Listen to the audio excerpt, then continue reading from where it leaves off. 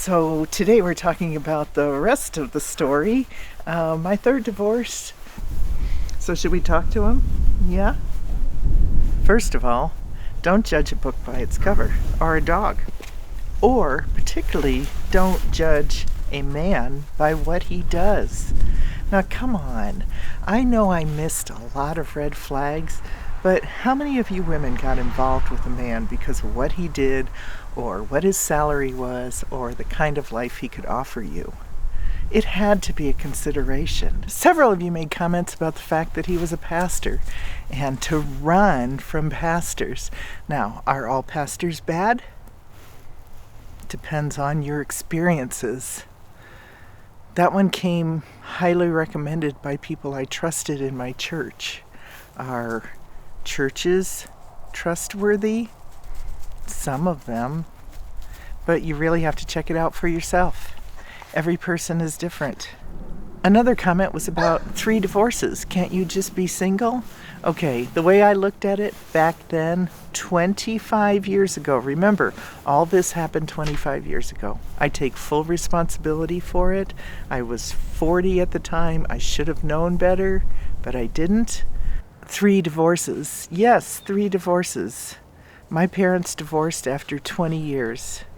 And for the last 5 years of that, I begged God to please do something. Tell them to stop fighting, stop yelling at each other, stop causing all this chaos in our life, just get a divorce. And when they said they were getting a divorce, I was thrilled. I was happy. A divorce meant no more fighting, no more screaming, no more just chaos in the house. I didn't know what came after that. After being in 3 divorces, I can tell you this for sure, nobody wins in a divorce situation. Nobody. Everybody loses. Every way around. It doesn't matter what the situation. Everybody loses. And you won't maybe know those losses for 20, 30 years. Maybe not even until the next generation plays out their life because of the wounds of that divorce. So divorce is not good for anybody. I am not pro-divorce like I was back then. My second divorce was really, to me, a formality. We were living in sin. We had a great relationship between the 2 of us and with my sons when they were with us. It was a really great situation. And then we wanted to go and get more custody of the kids. And in that process, the attorney told us it would look better if we got married.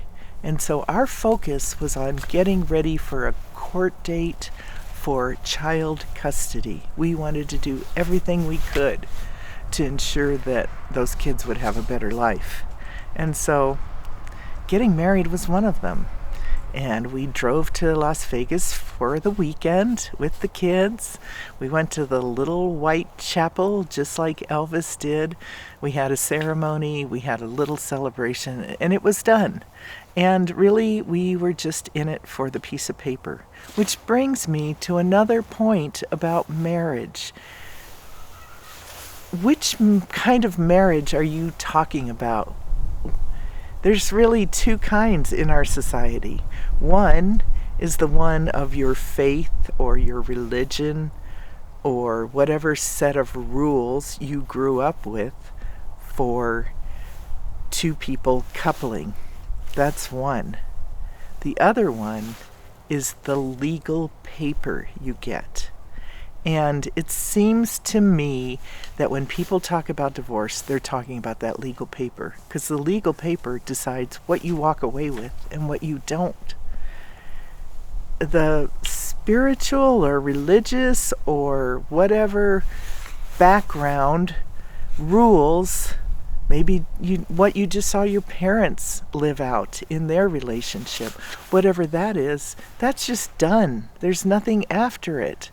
So there's no kind of reconciliation. There's no way to pull yourself out of it. You're just You have the big D letter on your chest and that's the end of it. How do you feel about that? Do you think, like me, that there's really two kinds of divorces? And if you're divorced, which one was at the forefront of your mind when you were going through the experience?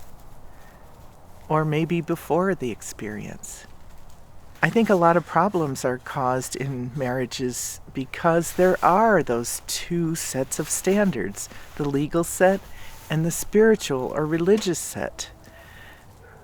Sometimes they don't jive with each other. What's your situation? How did those influence your marriage, your divorce? Keep that conversation going. Yeah, so I looked at it like, people ask me, why 3 divorces? I looked at the second one as like it didn't really count. I didn't look at it as a union of the two of us for the rest of our life. It was a piece of paper. That was it.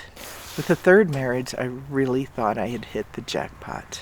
I really did. There were several years between my second and my third marriage, and I had spent some time on my own. I really counted on him, the pastor and the psychologist, for my direction and my guidance in the marriage. He had been divorced once before. He had a pretty interesting wedding day story.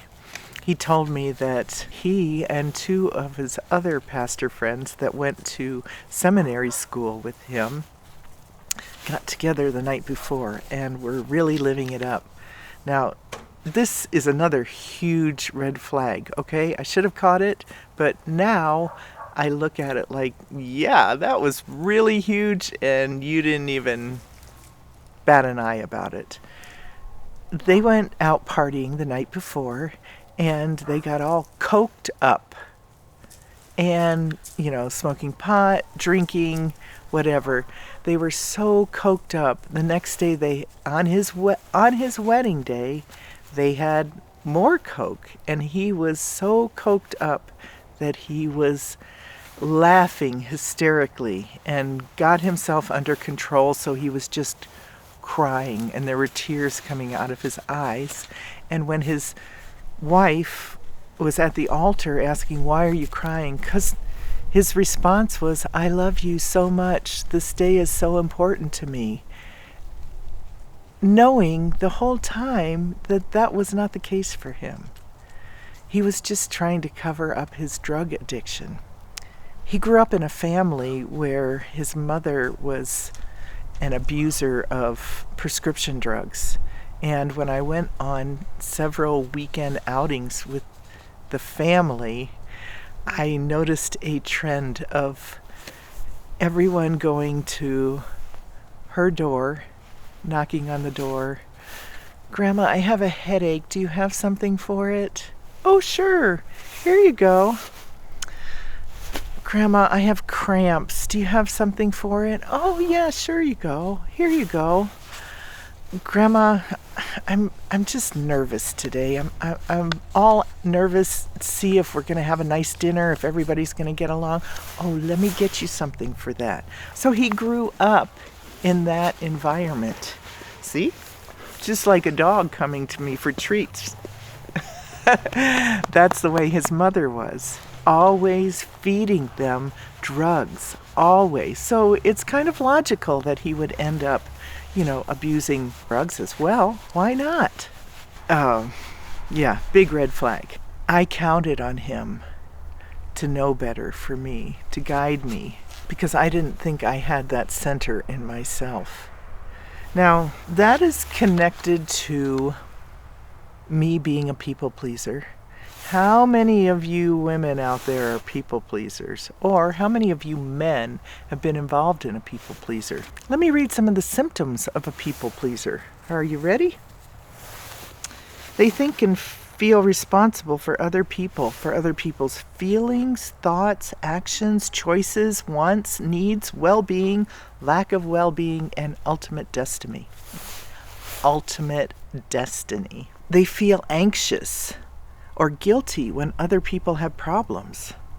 They feel compelled, almost forced to help that person solve their problem, such as offering unwanted advice, giving a rapid-fire series of suggestions, or fixing feelings. They anticipate other people's needs. This pastor, husband number 3, he recognized my talents and skills and knew that I would be beneficial in his work and his personal life. When he saw how well I anticipated needs, he took full advantage. Not saying that I'm not responsible, I'm just saying it takes 2 to tango, so I found the perfect match to take me deeper into this people-pleasing spiral. They try to please others instead of themselves. Yeah, they find needy people attracted to them. They find themselves attracted to needy people. They feel the safest when they're giving. They try to please others instead of pleasing themselves. I mean, people pleaser, people pleaser, people pleaser. You know where I got this information? A book called Codependent No More. Did you know that 90% of our population has codependency issues? This is not a people pleaser. This is a codependent person. So, of course, I have the book. And this is one of the most valuable books on my bookshelf. I will not even let somebody borrow it because it has been my source of refuge. It has been a source of refuge since those days. Because once you start realizing that you've thought your whole life people-pleasing is good, and you've probably been encouraged, you've probably been called out for it in a good way, you've probably been recognized for your people-pleasing. It's a skill we all love in our society. But do you have the boundaries to go with it? That's what I was lacking. I didn't know how codependent I was. I didn't know that growing up in a broken family really leaves you open for a lot of those red flags because you've been living with them your whole life. You're used to them. They're not something that's going to concern you. So you have to start educating yourself. You have to, or getting some therapy help, which I've done that too. So it's not always a matter of just missing the signs. It's a matter of what you've grown up in and what you've come to expect and believe about yourself. I thought people-pleasing was a great thing until it wasn't. Check it out. It's a really, really, really, really helpful book. 90% of us have codependent tendencies. 90%. Let me know if you want me to do a video just on codependency because it's pretty fascinating. The little teeny tiny places it creeps into your life that you don't even know or are aware of until it causes a problem. The aftermath of that divorce, this is what happened. I came home to a house where the doors had been locked after I went out for a run. I had no clothes. I had no car. I had no place to live. And, of course, since I was working for him, I had no job or even a reference I could give to get a new job. And I had been convicted of a felony, which means most of the time you cannot pass a background check for a job or a place to live. Kind of stuck. I had friends who had an extra room who were willing to defer rent until I could get on my feet enough to start paying them, which was shortly after that. I am a people pleaser, but I am also fiercely independent and believe that I need to clean up my own mess. I started looking for really, really low entry job positions, banquet servers, gas station attendants, anybody that might slide me through without checking my background. And I ended up getting a job as a hotel salesperson, which I really wanted to do and never expected to make the leap from hotel operations and management to sales, and it kind of just fell in my lap. 2 years later, I was living in my own apartment. I was working for a company that I was able to excel at, so much so that I won a sales incentive trip to Paris for two. At the time, my mother had been diagnosed with terminal cancer, and one of her wishes was to go back to Paris one more time. I was able to do that, even with a felony, even with as much as I had messed up my life. When I started claiming my own power, my own problem-solving abilities, my own life, instead of people-pleasing my way through it, things started to change for me. After we came back from that trip, I was able to buy my own home. These things just don't happen. But somehow I slid through. And I truly believe it was because I just took control, 100% responsibility and control of my life. Take full responsibility for your life. It's the only way you're going to get what you want. That's the flip side. You can be in miserable situations, but if you take responsibility for your life, you can turn it around and you can make it any way you want. I am proof. It took me 65 years to turn it around. But thanks for joining me. And are you a people pleaser? Get this book. Find out. There's lots of help out there. There's probably a YouTube codependent channel. Just check yourself. Maybe if you learn those red flags and you see them not in yourself, but you see them in somebody else, there's an opportunity for you to help that person in a kind and loving way. Not judgmental, kind and loving. All right, that's it for today. Thanks for joining me, and I will see you again. Bye.